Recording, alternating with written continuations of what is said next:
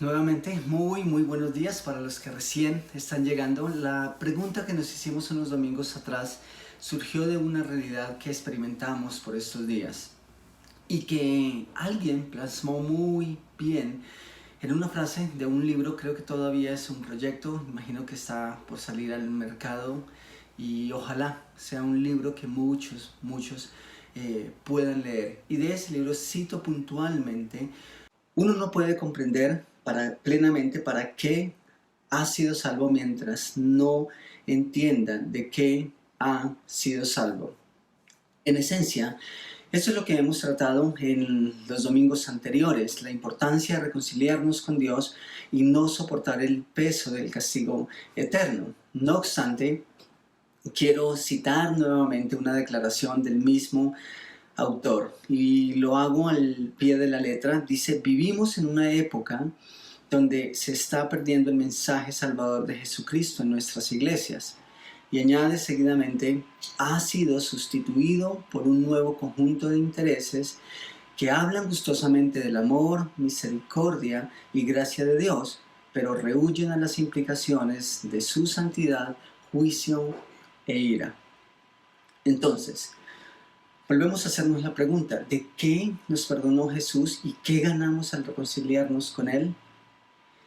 Pues la respuesta inmediata es la seguridad eterna. Eso es de lo que nos perdonó y eso es lo que ganamos con su perdón: tener una certeza de que vamos a pasar nuestra eternidad con Él y que el peso del castigo eterno no va a caer sobre nuestras espaldas. Básicamente, en las tres primeras charlas a esta entendimos, y pues espero que así sea, que Dios ante todo nos salvó de la esclavitud eterna, de la condenación eterna, de vivir bajo el yugo del pecado toda la vida. Y por eso mismo es que hablamos de la importancia de tres palabras o tres frases que han marcado las charlas anteriores. La importancia de empezar una vida nueva, de hacer un borrón y una cuenta nueva, ¿sí? Con Jesús, lo cual es fruto de confesar. Y entendimos toda la importancia, espero hayamos entendido las implicaciones de confesar, ¿sí? Para que haya un verdadero perdón, para que uno pueda realmente sentirse perdonado. Y entonces, cuando confesamos, la sangre de Jesús nos cubre. Entonces decimos que Dios no nos toma en cuenta nuestros pecados. Eso fue lo que hablamos el domingo pasado. Y eso es extraído de 2 Corintios capítulo 5, versículos 17 al 18. Entonces, espero que esto ya es algo que está muy claro en tu vida, que ahora tienes la certeza de que eres un hijo de Dios, que no eres una criatura de Dios, sino que eres un hijo de Dios, que no eres creación de Dios, sino que eres un hijo de Dios. Espero de todo corazón que tú ya has tomado esa decisión. Sin embargo, cuando nosotros miramos el versículo 19 de 2 Corintios capítulo 5, interesantemente, Pablo nos brinda aquí un detalle muy importante. Es un detalle muy importante a modo de recordatorio, y podríamos imaginarnos leer ese versículo o simplemente esa pequeña frase al final del versículo 19 y leerlo en letra dorada. Imagina estas palabras de la siguiente manera: imagínalas sobre una caja, sobre la tapa posterior de una caja que contiene un obsequio que has esperado por muchos días, quizá por meses, incluso que has esperado por años.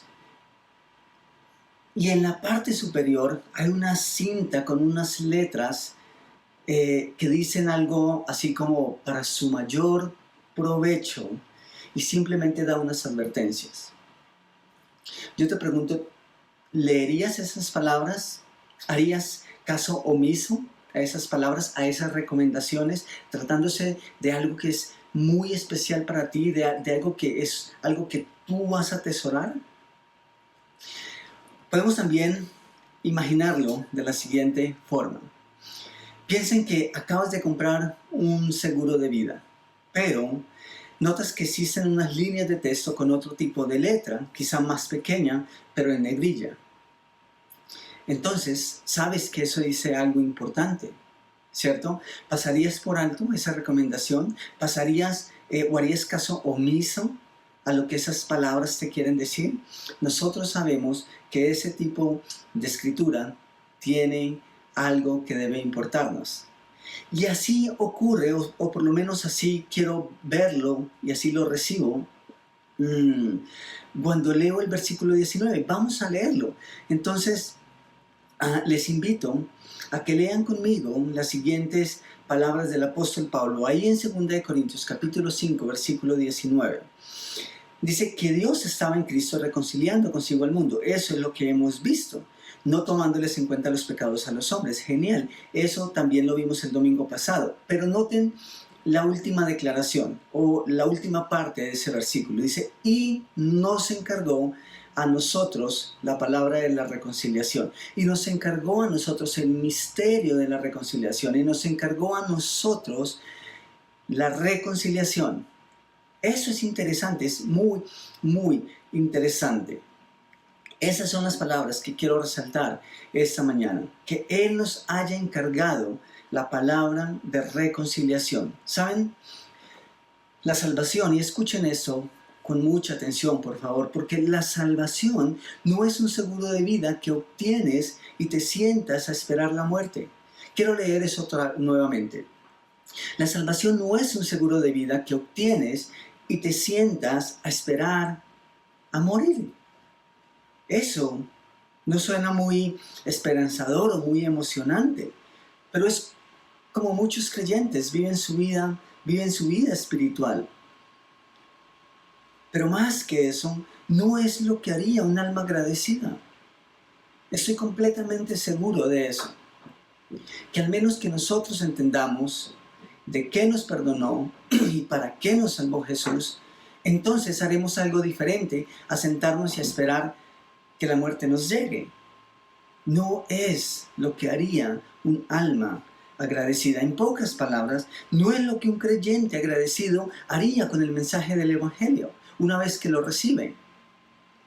Entonces, Pablo nos dice que Dios nos encargó a nosotros. ¿A nosotros? ¿A nosotros quiénes? ¿Quiénes son nosotros para el apóstol Pablo? ¿A quién se refiere? ¿A quién está hablando? Pues inicialmente nosotros, el apóstol Pablo se refiere a los apóstoles, a él junto con el resto de personas que estaban ahí haciendo un trabajo con él. Ellos fueron los primeros en escuchar este mensaje. Bueno, no sé si realmente los primeros en escucharlo, pero sí los primeros en aceptarlo, en abrazarlo y en comunicarlo. Eso sí lo puedo decir con certeza. Ellos fueron los primeros en aceptar el beneficio de Dios mediante Cristo, mediante el sacrificio de Cristo. Así que nosotros son primeros ellos. Pero posteriormente todos los creyentes, usted y yo, todos los creyentes, usted y yo, tú, él, vosotros, nosotros, vosotros, todos los que hemos sido reconciliados con Dios en algún momento. A todos se nos ha encargado el misterio o la palabra de reconciliación. ¿Notan por qué digo que la salvación no es un seguro de vida que obtenemos para la eternidad y luego nos sentamos a esperar que la muerte nos llegue? Hay vida aquí y ahora. Hay cosas que hacer aquí y ahora. Entonces, dice que nos encargó. Es decir, nos confió, nos encomendó, nos delegó, nos autorizó, nos empoderó, nos comisionó para ser los voceros de su mensaje al mundo. Para que luego el mensaje llegue a cada persona de una manera clara, sencilla y profunda. Y eso no se limita a una persona que está detrás de un púlpito. No se limita a un mensaje cada domingo. Usted y yo, estoy completamente seguro que conocemos muchas más personas de las que conocemos en la congregación un domingo. Ahora, de las que podemos ver conectadas a través de la pantalla. Pero no es que Dios nos salvó para que nosotros nos sentáramos tranquilos esperando el gran día. Dios nos reconcilió consigo mismo, pero luego nos dio la responsabilidad de ir, de trabajar para que otros luego puedan reconciliarse también con Él. ¿Qué mejor que una persona que estuvo enemistada, que recibió el perdón, está preparada y lista para hablar de lo que significa el perdón de Dios? Y eso somos usted y yo. Ahora, entendamos algo bien importante aquí. Cuando digo que Dios nos ha encargado el ministerio, la palabra, el misterio de la reconciliación, escuchen esto, no son condiciones de nuestra salvación. No son condiciones, sino más bien algunas implicaciones que no deberíamos ignorar. No son condiciones, sino implicaciones que no deberíamos ignorar. Y quiero explicar esto. No es que Dios se reconcilia a medias y que luego nosotros necesitamos hacer algún tipo de tarea para poder terminar la obra de reconciliación. No es eso. Son implicaciones que en todo caso, cuando el Evangelio no se presenta con claridad, simplemente terminan en acciones ignoradas por los nuevos creyentes. Y claro, eso es algo que todos necesitamos entender. Porque algunas personas incluso enseñan que tenemos que evangelizar para que luego Dios nos pueda perdonar y asegurarnos de que vamos a llegar al cielo. ¿Quién dijo que eso debería ser algo tan obligado? Simplemente, como lo mencioné al principio, debería ser una manifestación de un alma agradecida. Un creyente agradecido con Dios simplemente lo haría. Un creyente que ha entendido las implicaciones de la obra de Jesús lo haría gustosamente, no por ganar algo u obtener algo o añadir algo, sino porque lo entiende. Si tú conoces a Jesús y sabes que Él te salvó, simplemente vas a contarlo a otros. Luego, si aquello de lo cual Él te libró no es tan cruel, entonces, ¿para qué compartirlo? Ese es el sentimiento. Y siento que es una de las razones por las cuales las personas creyentes, incluso a nivel de iglesias, no están enseñando el verdadero evangelio. Porque si no son conscientes de todo aquello que perdonó Jesús, si no son conscientes de su pecado, de la atrocidad de su pecado, de sus males, de nuestras culpas, luego vamos a presentar un mensaje liviano. De hecho, no nos vamos a preocupar porque pues finalmente la gente no tiene nada que perder si acepta o no acepta a Cristo. Quizá a eso mismo hacía Jesús referencia en Lucas capítulo 7. Un poco del contexto, había un hombre bien reconocido en la comunidad, en el pueblo judío. Y este hombre invitó a Jesús a su casa. Pero este hombre en realidad no sentía que necesitaba a Jesús. Quería simplemente tener una comunión con Él. Simplemente quería tener un espacio con Él. Imagino que al ser una persona muy reconocida dentro del pueblo, Jesús ya era una persona también reconocida. Dijo, bueno, tal vez nos podemos entender entre personas que tenemos un renombre. En pocas palabras, él no era consciente, este hombre no era consciente de sus muchos pecados. Tampoco reconocía que Jesús en realidad era el verdadero Mesías. Pero dijo, bueno, qué bueno que pueda tener este hombre en casa. De pronto tiene algo que brindarme. O quizá yo de pronto tengo algo que brindarle a él. Y escuchen lo que pasa. Lucas capítulo 7, versículo 47. Y quiero hacer especial énfasis en la última línea de ese versículo. Dice, por esto te digo, si ella ha amado mucho, es que sus muchos, escuchen el término mucho, muchos pecados le han sido perdonados. Pero a quien poco se le perdona, y esa es la línea que quiero rescatar, pero a quien poco se le perdona, poco ama. ¿Recuerdan la frase que cité al principio, la declaración que cité al principio? Uno no entiende realmente para qué ha sido salvo mientras no entienda de qué ha sido salvo. Eso es interesante y tiene que ver con estas cosas que estamos hablando. Créeme, nuestras condiciones no eran mejores a esa mujer a la cual se refiere Jesús, pero podríamos coincidir con ella en algo, en que nuestros muchos pecados nos fueron perdonados. Sí, muchos pecados los que nos fueron perdonados. Pero tengamos el principio en mente, mantengamos el principio en mente. Insisto, no es un requisito para nuestra salvación, como algunos también enseñan. Es una implicación de nuestra salvación. El proclamar el Evangelio es una implicación de nuestra salvación. Como mencioné anteriormente, sería la respuesta inmediata de un alma agradecida. Volvamos a Corintios capítulo 2, versículo 5. Esta vez vamos al versículo 20. Dice, así que somos embajadores en nombre de Cristo. Después de que ha declarado que se nos ha encargado el ministerio o el misterio de la reconciliación, la palabra de reconciliación, Pablo dice, somos embajadores en nombre de Cristo, como si Dios rogara por medio de nosotros, os rogamos en nombre de Cristo, reconciliados con Dios. Ruego. Dios es amoroso. Dios es un Dios paciente y misericordioso, esperando que todos procedan al arrepentimiento. Cada vez que un creyente proclama el Evangelio, Pablo dice que Dios ruega a través de ese creyente.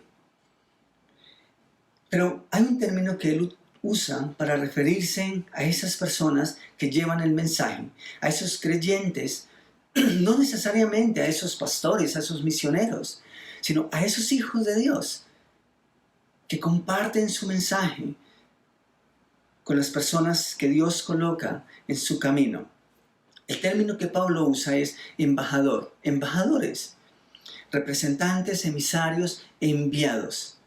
Saben, en el Antiguo Testamento se menciona el papel de un embajador en varias situaciones, tales como solicitar un favor oficial, por ejemplo, llevar una amenaza incluso a otra nación, de una nación a otra nación, de un rey a una nación con la que quería simplemente entrar en una guerra, o simplemente un embajador era enviado por un rey a una nación para conseguir o hacer una alianza. Era un representante, siempre en nombre de un hombre. Y cada vez no era cualquier persona a servicio del rey. No es que el rey simplemente enviaba a cualquiera. Eso es interesante. En todo caso, tenía que ser un hombre respetado, un embajador digno del rey que lo enviaba. Era todo un representante.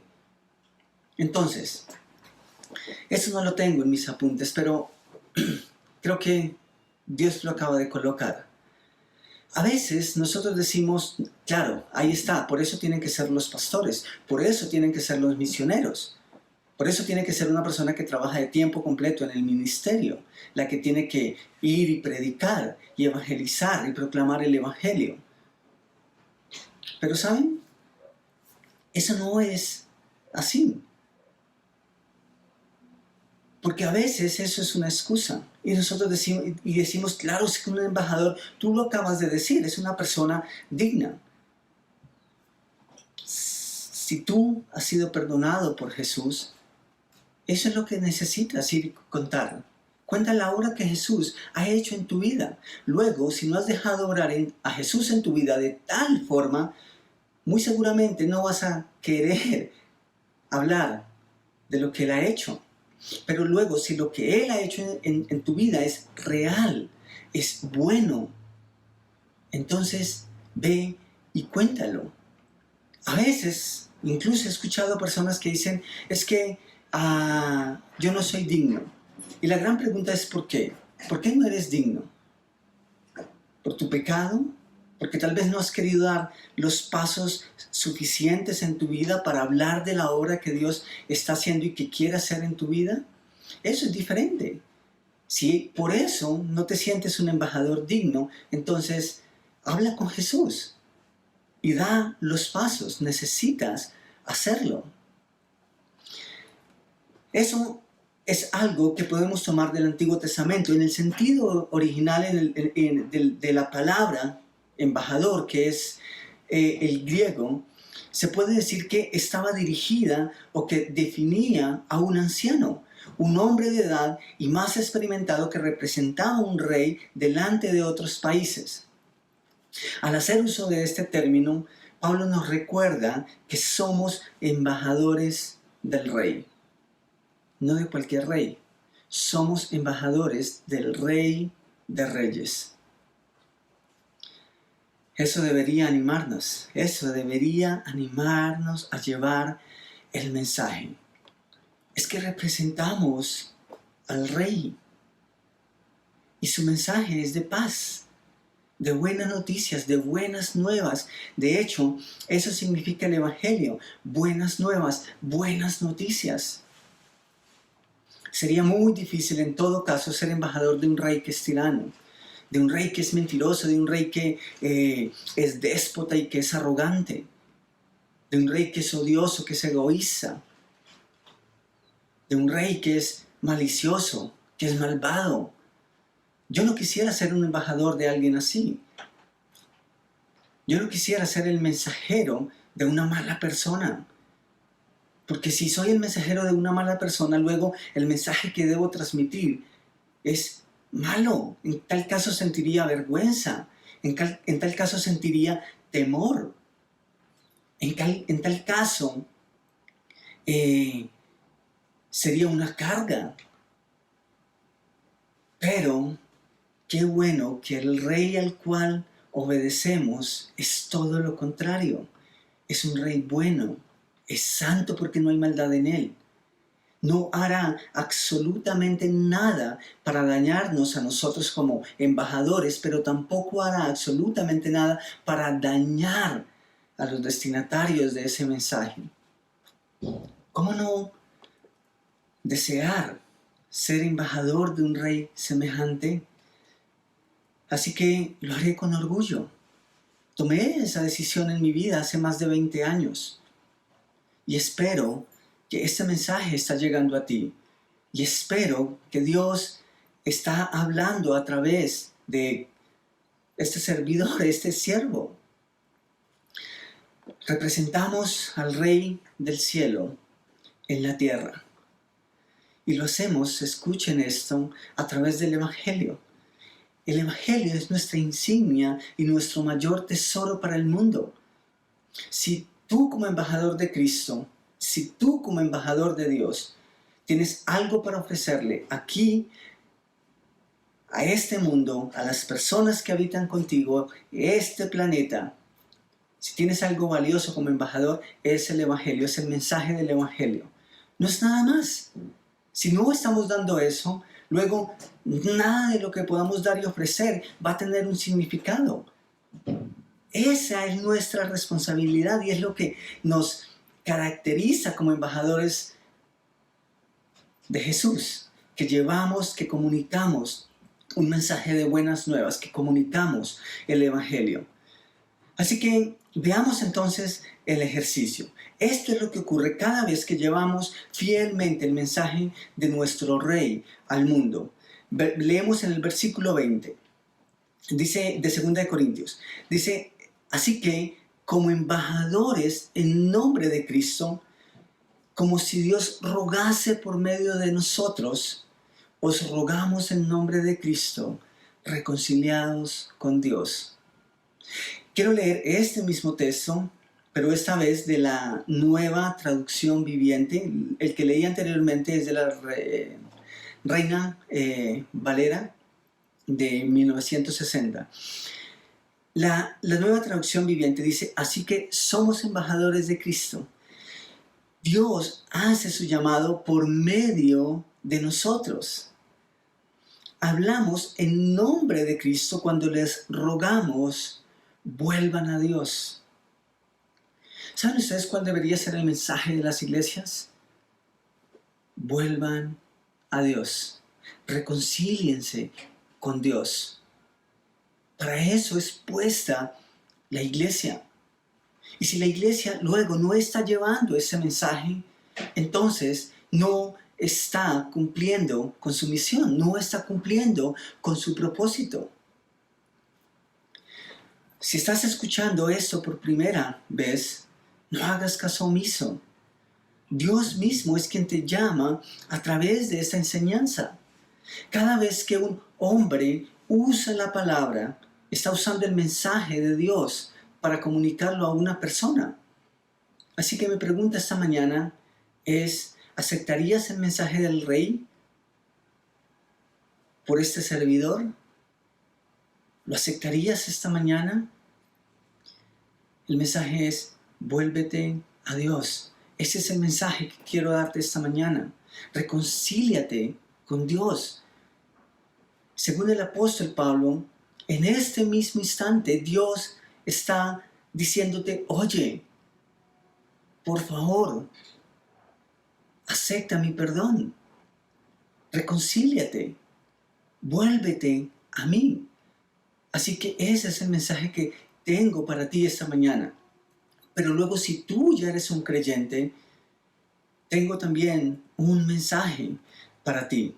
Y quiero mencionarlo al final.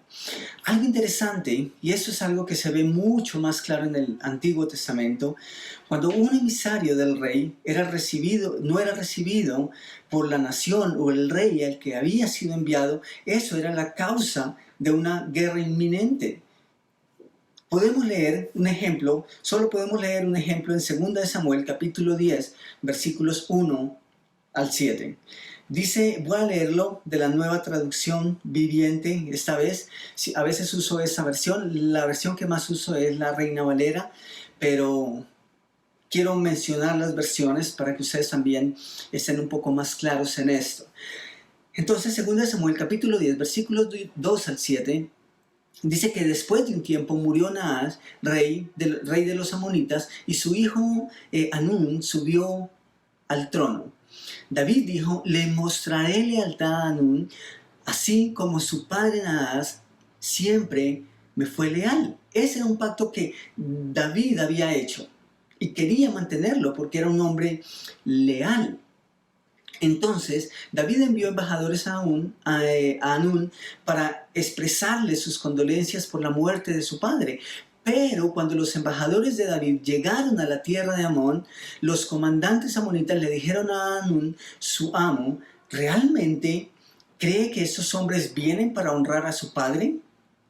No, David los ha enviado a espiar la ciudad para luego venir y conquistarla.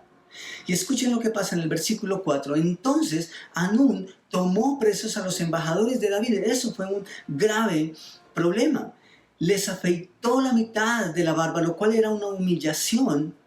Les cortó los mantos a la altura de las nalgas y les envió avergonzados de regreso a David. Eso fue una humillación para esos hombres. Pero también fue un mensaje de guerra.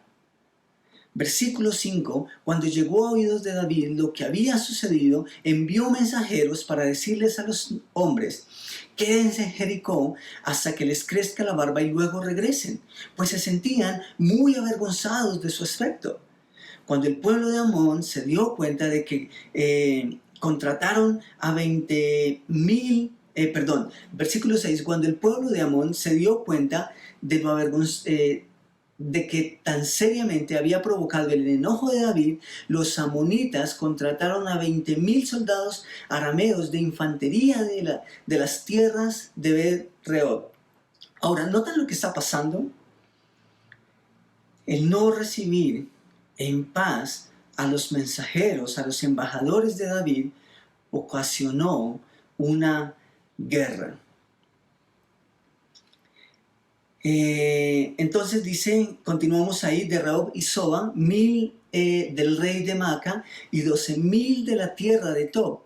Cuando David se enteró, envió a Joab con todos sus guerreros a pelear contra ellos. ¿Por qué? Porque un embajador no fue recibido dignamente por el destinatario. ¿Saben algo que es muy, muy bueno? Es diferente cuando Dios nos envía ahora como creyentes. De hecho, los judíos mataron a Jesús, como todos sabemos. No recibieron al mismo Dios. El mismo Jesús en algún momento dice: oh Jerusalén, Jerusalén, que apedreas a tus profetas, que matas a tus profetas y que apedreas a los que te son enviados. Eso es una realidad. Pero Dios nunca se declaró en guerra con la humanidad, porque su amor es más fuerte que nuestro pecado.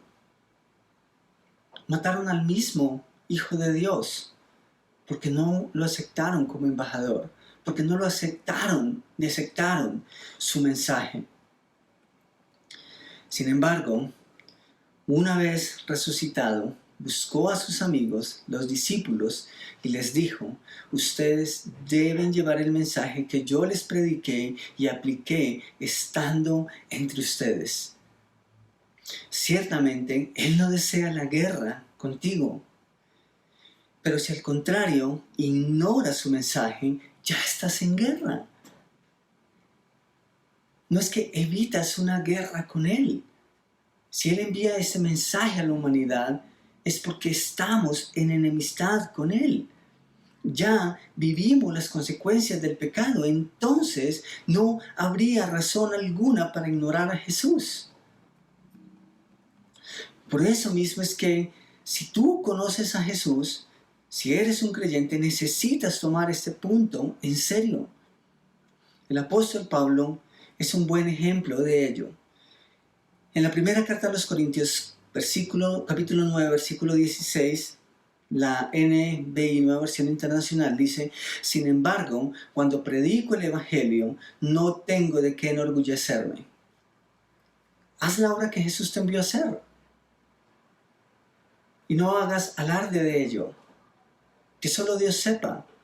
Y que ojalá el testimonio de esas personas que se han reconciliado con Dios a través de ti, por el trabajo que tú has hecho como embajador suyo, sea la única causa de tu orgullo. Dice Pablo: ya que estoy bajo la obligación de hacerlo, no sentiré orgullo de esto porque es mi tarea, es lo que Dios me ha enviado a hacer. Así que, ¿por qué tendría que sentirme orgulloso? Ay de mí si no predico el mensaje. Ay de mí si no predico el evangelio, es lo que dice el apóstol Pablo. Entonces, mis queridos amigos y hermanos, amada Iglesia Conviva Norte, la salvación no es un seguro de vida que adquieres y te sientas a esperar a que llegue la muerte. Hay vida aquí y ahora que debes vivir y que debes aprovechar, que debemos aprovechar. No desperdiciemos el tiempo, no desperdiciemos nuestra vida. Usémosla para comunicar el mensaje de parte del Rey, el Rey que quiere hacer la paz con todo el mundo, con cada criatura. Hazlo en la forma y cantidad en que te sea posible, pero ante todo, sea un embajador digno. No te calles la verdad del Rey, no te quedes con el mensaje para ti mismo. Tomemos un momento para orar. Mi Señor, gracias porque tu mensaje llegó a mi vida hace más de 20 años. Llegó a mi vida y fue transformador. Y llegó a mi vida a través de una persona de carne y hueso, como yo y como muchos, como cada uno de nosotros. Pero tú usaste a esa persona en un momento determinado para que tú y yo nos reconciliáramos. Y tu mensaje fue claro para mí. Y ahora, Señor, mi deseo es que tú me ayudes a ser ese embajador digno, ese embajador que no se queda con el mensaje, ese embajador que antes de estar orgulloso de hacer otras cosas y alarde de tantas cosas, se siente plenamente comprometido con comunicar el mensaje, como decía el apóstol Pablo. Señor, ayúdanos como iglesia a comunicar un mensaje claro, un mensaje sencillo, pero un mensaje profundo. Un mensaje que tiene que ver con tu amor, con tu misericordia, con tu gracia, pero también con tu justicia, con tu juicio y con tu ira, con tu santidad. Ayúdanos, Señor, a ser la iglesia que tú quieres ver. Ayúdanos, Señor, como iglesia a cumplir con el propósito por el cual fuimos salvados y fuimos enviados también al mundo. Ponemos estas palabras, Señor, en nuestro corazón, en nuestra mente, con el deseo de aplicarlas, de vivirlas, de tomarlas en serio. Muchas gracias por haber hablado a nuestro corazón esta mañana. Oramos en el precioso nombre de tu Hijo. Amén.